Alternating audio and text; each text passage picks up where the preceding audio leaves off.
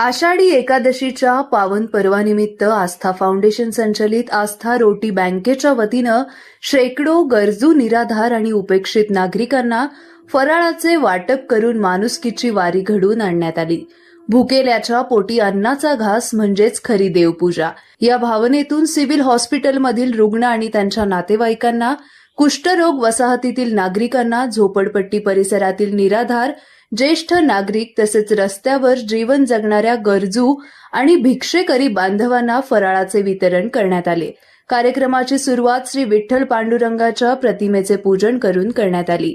यावेळी श्री सिद्धेश्वर देवस्थानचे मानकरी राजशेखर हिरेहब्बू, उद्योगपती महेश भंडारी, उद्योजक ओमप्रकाश दरक, प्रांजल मोहिकार आणि सामाजिक कार्यकर्ते राजू हौशेट्टी प्रमुख पाहुणे म्हणून उपस्थित होते। त्यांच्या हस्ते फराळ वाटपाचा शुभारंभ झाला। प्रमुख पाहुण्यांनी आस्था रोटी बँकेच्या कार्याचे कौतुक करत वर्षातील 365 दिवस कोणत्याही प्रसिद्धीची अपेक्षा न ठेवता गरजू नागरिकांना मोफत अन्नदान करणारे हे कार्य समाजासाठी प्रेरणादायी असल्याचे सांगितले।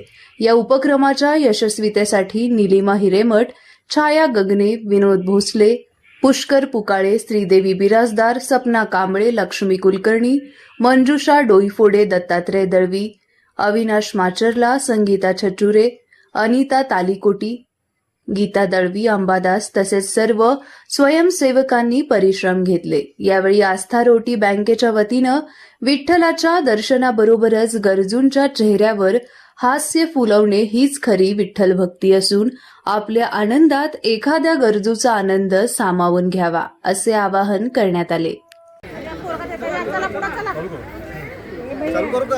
आज आषाढी एकादशी निमित्त सिव्हिल हॉस्पिटल रुग्णालय बी ब्लॉक येथे आस्था रोटी बँकेतर्फे त्याचे विजय संचुरे आणि मित्र परिवार इथं दररोज अन्न वाटप करत असतात। पण आज आषाढी एकादशी निमित्त उपवासाचं फराळाचं मोठ्या प्रमाणावरती वाटप त्यांनी आयोजित केलेलं आहे। मी त्यांना शुभेच्छा देतो आणि खरंच त्यांचं अभिनंदन करतो, कारण सर्वश्रेष्ठ अन्नदान हे सर्वश्रेष्ठ आहे। आणि अशा एकादशी असो, कुठलाही सण असो, हे विजय संचुरे आणि आस्था रोटी बँकवाले सर्व त्यांचे मित्रपरिवार हे प्रत्येक सण, प्रत्येक दिवस या सिव्हिल हॉस्पिटलमध्ये जे रुग्ण येतात, त्यांचे नातेवाईक येतात, त्या सर्वांच्या सेवेमध्ये घालवतात। हे खरंच कौतुकास्पद आणि अभिनंदनाची बाब आहे। आणि त्यांच्याविषयी किती कौतुक करावं तेवढं कमीच आहे। आणि मी एवढं सांगू इच्छितो की काही वेळ ज्या वेळेला तुम्हाला आमच्याकडून काही लागेल सहकार्य, त्या सहकार्यासाठी मी स्वतः तुमच्याबरोबर राहील। धन्यवाद। आपल्याकडून अशीच सेवा घडत राहो हीच ईश्वरचरणी प्रार्थना।